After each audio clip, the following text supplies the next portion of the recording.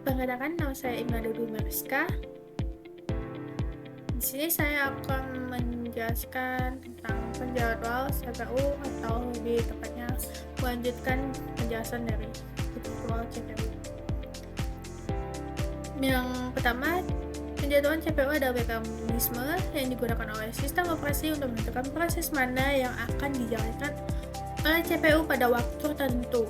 Karena CPU hanya dapat mengeksekusi satu proses dalam satu inti pada suatu waktu, maka sistem operasi harus memberikan proses dari antrean siap atau ready queue untuk menggunakan CPU.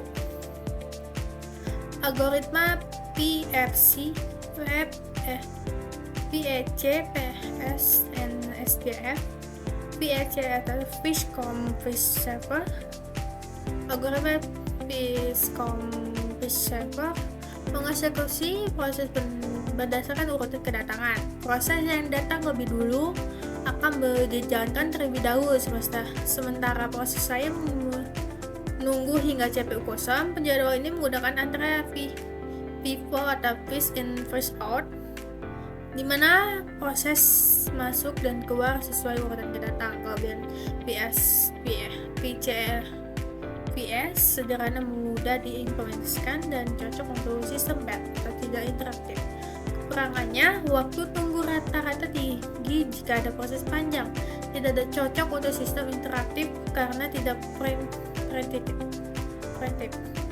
Sedangkan SJF atau Short Task Job First, algoritma Short Task Job First memberikan CPU kepada proses dengan waktu eksekusi terpendek atau chatbot untuk meminimalkan waktu tunggu rata-rata. Terdapat dua jenis. Yang pertama, non-preemptive atau proses yang sedang berjalan tidak dapat dihentikan sebelum selesai. Preemptive atau short task remaining time first, proses yang sedang berjalan bisa dihentikan jika ada proses baru dengan waktu eksekusi lebih pendek.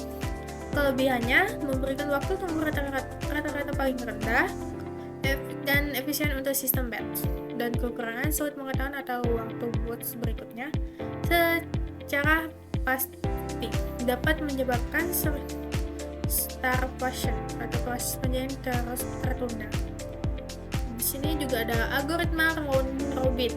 Algoritma round robin adalah salah satu bentuk penjadwalan preemptif yang dirancang untuk sistem interaktif agar setiap proses mendapat giliran CPU secara adil.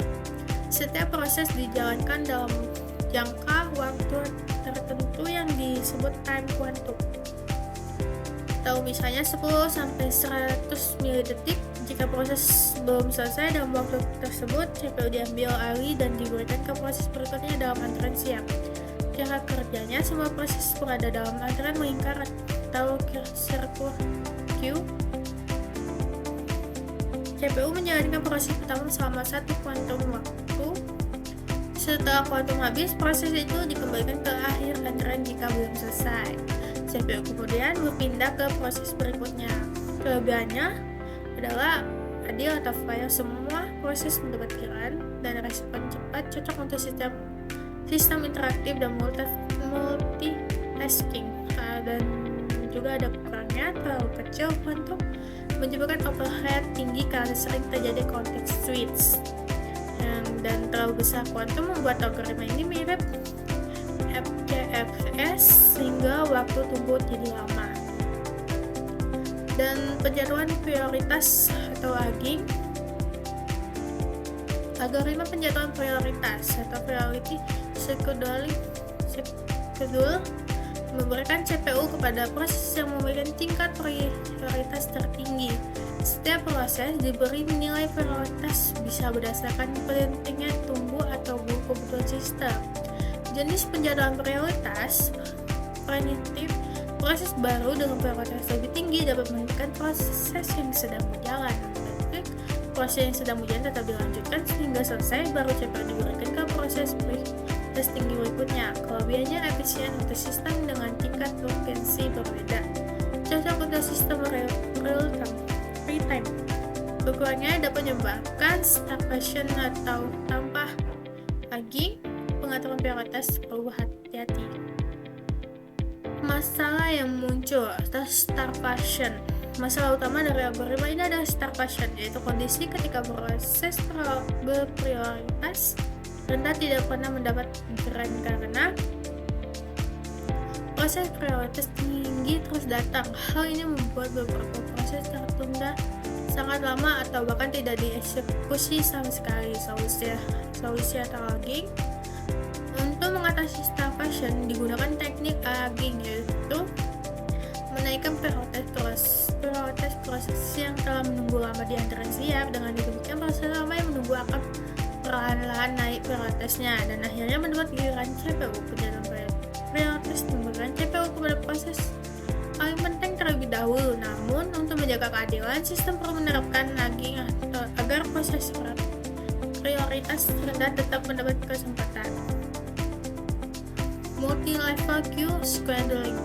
Pada algoritma ini, proses dibagi ke dalam beberapa antrean berdasarkan karakteristik atau prioritasnya. Contohnya, antrean pertama proses read-I, antrean kedua proses interaktif, dan antrean ketiga proses batch. Setiap antrean memberikan algoritma penjatuhan sendiri. Misalnya antrean interaktif menggunakan round robin, sedangkan antrean batch menggunakan Priscom preserver. Proses dengan prioritas tinggi akan dijalankan lebih dulu, proses di antara dan bawah hanya dijalankan jika antrean di atasnya kosong. Multi-feedback queue scheduling berbeda dari multi-feedback queue biasa. Pada algoritma ini proses dapat berpindah antara antrean. Terutama proses yang sering menggunakan CPU terlalu lama akan dipindahkan ke antrean prioritas lebih rendah. Sebaliknya proses yang menunggu lama atau cepat selesai akan dipromosikan ke antrean prioritas lebih tinggi. Tujuan utamanya memberikan respon cepat untuk proses interaktif, mencegah starvation atau proses prioritas rendah tidak mendapat giliran. Yang ketiga, menyeimbangkan antara efisien dan keadilan dalam menggunakan CPU. Kesimpulan, algoritma VFC, SJF, round robin, dan prioritas memiliki tujuan yang sama, yaitu mengatur urutan eksekusi proses agar CPU digunakan secara efisien dan adil. FCFS sederhana namun bisa menyebabkan proses cepat menunggu lama. SJF memberikan waktu tunggu rata-rata terendah, tetapi sulit diterapkan karena perlu memprediksikan waktu eksekusi proses. Round robin membagi waktu CPU secara bergantian menggunakan time quantum cocok untuk sistem interaktif. Penjadwalan prioritas menjalankan proses penting lebih dulu, namun perlu logging untuk mencegah proses lain mengalami kelaparan starvation. Dan selanjutnya, selain itu, algoritma multi-level queue scheduling membagi proses ke dalam beberapa antrean, tetapi tetap berdasarkan jenis atau prioritasnya, di mana setiap antrean memberikan algoritma berjadwal sendiri seperti FCFS atau round robin. Pendekatan ini efisien tetapi kurang fleksibel karena proses tidak dapat berpindah antara antrean. Sementara algoritma multi-level feedback queue scheduling lebih dinamis karena memungkinkan proses berpindah antara antrean sesuai perilaku dan waktu tunggunya. Hal ini membantu meningkatkan respon sistem, menjaga keadilan, serta menjaga kapan proses berprioritas rendah. Secara keseluruhan, setiap algoritma memberikan kelebihan dan kekurangan masing-masing, dan setiap operasi modern biasanya menggabungkan beberapa metode untuk menjaga keseimbangan antara keadilan, efisien, dan waktu respon yang cepat. Jadi sekian itu presentasi dari saya. Wassalamualaikum warahmatullahi wabarakatuh.